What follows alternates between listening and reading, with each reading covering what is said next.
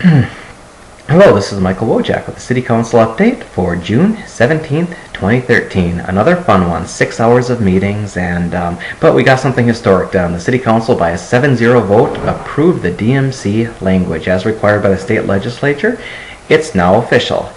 A big thank you to people who worked behind the scenes like Senator Skoy and Representative Ann Lincheski, who fought hard to make sure the City of Rochester had transparency and we had control of the government functions in the City of Rochester and not some private authority. It's through their hard work that the resulting DMCC is going to have great transparency and great oversight. A special thank you to Tina Liebling, Kim Norton, and Dave Senjum. When push came to shove, they voted the right way. They supported the greatest economic development package in the history of southeastern Minnesota. Carla Nelson, Dwayne Quam, Mike Benson, and Greg Davids, they voted against the City of Rochester's yet again. And, there's no excuses. This was the biggest thing in the history of Rochester, and they were on the wrong side. They voted against their community. They can complain that it was part of a bill they didn't like. Well, you know what? Sorry. A tax development proposal was part of the tax bill. Deal with it. You knew it was never going to be separated, and you chose to vote against Rochester. You will be forever remembered as the people that voted against DMC, and I don't appreciate that. So a couple other things that went on. We had to do the vote to authorize surrounding communities to get the sales tax, and obviously I was on a different side from the council on this one. I'm not so opposed to the money going to the communities. I'm okay with that. It's the oversight and the ability to avoid them wasting the dollars, which was my biggest concern.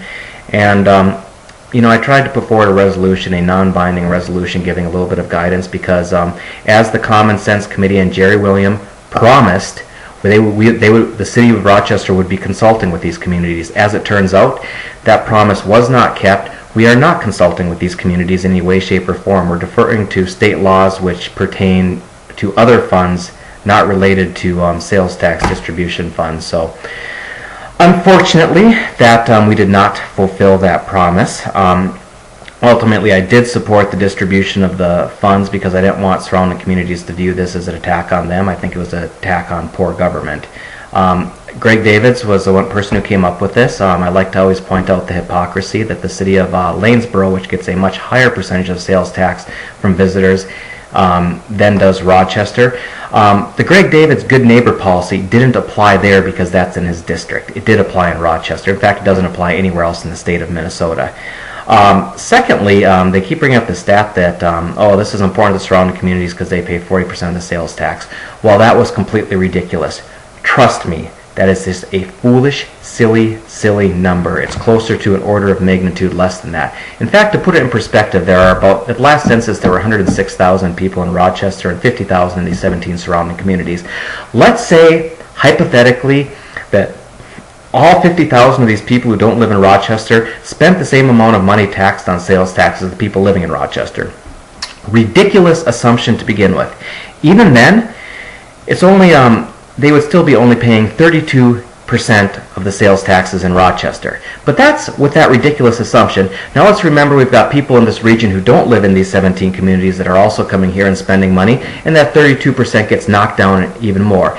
Then let's talk about the 2.75 million visitors per year that come here and spend extensive dollars because they're visitors to the community. They're doing lots of things that involve sales taxes.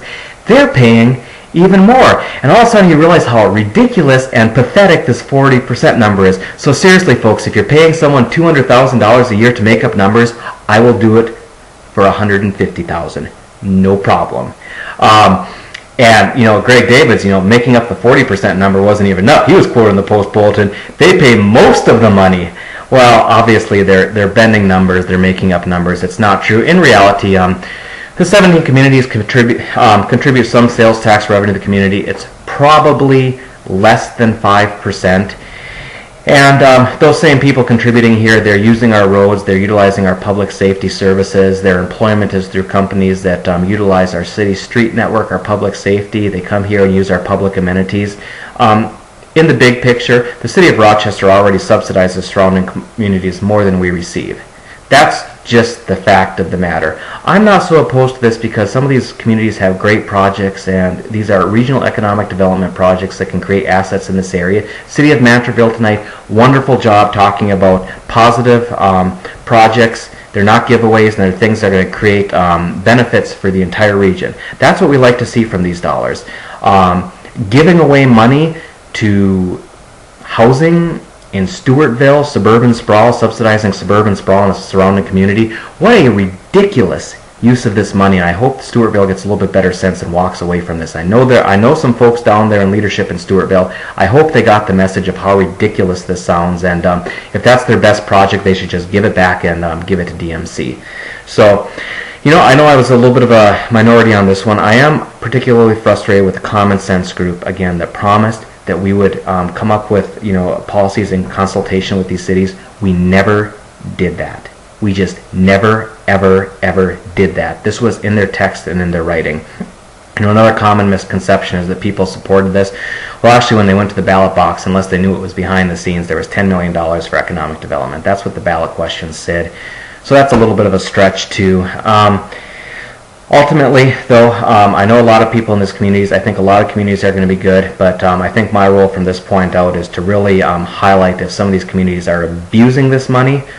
We need to call them out and try and ask them to do better. But kudos to the city of Mantorville, which is an example of a community that's doing good work, creating regional benefits with their dollars, not doing intercity competition. I proposed another non-binding resolution that was, that I wanted to keep with this, that basically gave some guidance for things that we're responsible to do with these dollars, and that went nowhere either. I couldn't even get a second on it, although two people did come up to me afterwards, Bob Nowicki and Sandra Means, and they did at least say that, I just wrote it a little bit too negative. They weren't necessarily opposed to the message, it was just too negative, and probably I'm, pretty ticked off with the whole thing. And I always like to point out, too, what did Greg Davids give away to get this $5 million in there? And what he actually did is he took away funding for the expansion of the busiest library in the state of Minnesota. David's Pork was more important than that. Also, assistance with the Boys and Girls Club, who all of us city leaders understand do great things for our kids, particularly at-risk youth, keeping them out of gangs. It's an important part of our total public safety package here. He threw that out too, so that some communities could subsidize developers. I've said this before, I'll say it again. Greg Davids is no friend of Rochester. He, votes against DMC, votes for LGA cuts that raise our taxes, opposes LGA funding that's going to reduce our property taxes, opposes DMC. He may be a darling of some special interests, but he's no friend to Rochester. Other than that, other things that were on this item, there was a vacation petition for 52nd Avenue Northwest. That was ridiculous. That got shot down. I'm not a big fan of parking lots. The parking lot in the Kutzke area is going forward, but we did put safeguards in there and specifically address 3 neighborhood issues in terms of making sure that truly is a 5-year temporary parking lot, and we're not going to drag it out beyond that. We have safeguards to make sure they don't go beyond the 5 years. If it does come to 5 years, the city council can pull out the rug at that point, because this was never intended to be a long-term parking lot. And I think besides that as well, the one question is, if we change that to B1 zoning, how do we make sure it doesn't get abused? How do we make sure that this neighborhood doesn't get the shaft like Rick Penn's did with the shops on Second thing? And ultimately, the tool that we have there is that the city council can initiate the zone change. I made some comments, they'll be in the minutes now, that in particular I want to be absolutely certain that what goes in there is basically what's being shown. Not a strip mall facing the neighborhood, because that would be horribly abusive. And what the tool that the city council has is, after 5 years, the alley would have to be rededicated, at which point the city council could initiate the zoning, and that's going to give us the tools in place to make sure that the B1 zoning is not abused, because there are some things that fit into B1 that are not neighborhood appropriate, and we need to keep that in mind. You can't condition zoning, that's one of the unfortunate things, but I'm hoping that we have, between the minutes and the ability the council has, enough to protect the neighborhood. So, if that wasn't enough, the list keeps going on and on, but the big picture is that DMC is good. Parking lots, not so much, but I think the project, if everything goes as planned after 5 years, it'll be a project that's beloved by the neighborhood. I do hope we get to that point. Short of that, there's a little bit of discussion about doing a mill and overlay on 2nd Street between 16th and 11th Avenue, and we're a little bit hesitant to do that. We're going to have to take a hard look at it because we're planning on rebuilding the road in 2017. Heard it might slip to 2018. But do we want to really do a mill and overlay, which is, kind of resurfacing the road, and then reconstruct it, 4 years later? And Bruce pointed out too, and I was a little uncomfortable with the whole thing, but Bruce looks over at me and is like, yeah, I absolutely have to agree with Wojcik. And yeah, don't worry, Bruce, I was a little bit uncomfortable with it too.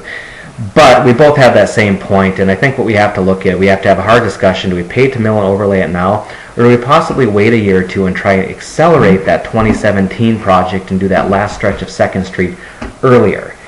It's a tough decision. The pavement, once it gets as bad as it is now, it can get really bad really fast, but that is just a tough call. So here's one of those. You tell me what you think. And we don't know the number, but do we spend several $100,000 fixing the street temporarily now for 3 or 4 years and then redo it in the future, or do we risk it goes completely bad? We're driving through Beirut in the 80s, and with the hopes of fixing it, 2017, but maybe that gets delayed.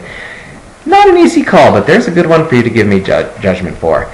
So I'd say big thing. Ultimately, at the end of the day, I did support the money going to the 17 communities, but 17 communities, you have an obligation here, and that obligation is to be responsible with that money, do things that benefit the entire region. There are no state rules or guidelines for something like this because it's never come before. This is unprecedented. So, show me personally that I made the right vote by, making it unanimous and supporting these funds going to you, and show me that by investing in things that benefit the entire region. Don't invest in things that are going to move a project or a house from one community to another, because that's a zero-sum game and it's really an abuse of that money. So I hope you'll make me proud on this. Mantorville, way to go. You engaged your citizens and you came up with great projects. Proud of you. So good work. Bunch of other things. I'm just absolutely exhausted after 6 hours of meeting, so I'm sure I'll think of something I forgot. But as always, I do welcome your input. I do welcome your comments. And quite frankly, the part of the reason why I did in the end vote to make it unanimous in supporting the money for these communities is because so many of my close friends and people I trust that you're just wrong on this one. I don't know. It still bothers me the whole way it went down. But this was a case where consistent input by a lot of people really did move me to not necessarily being happy about it, but at least supporting that position. Ultimately, I'll always vote my conscience, but data begets data begets emotion in me, and ultimately moved me a little bit on that one. So as always, information, questions, always appreciate them. VoteWojcik.org. Thank you so much for your time. And again, standing offer. I will make up numbers for far less than anyone else is making up numbers right now. I'll do that. Thanks a lot. Have a great day. Thanks for watching.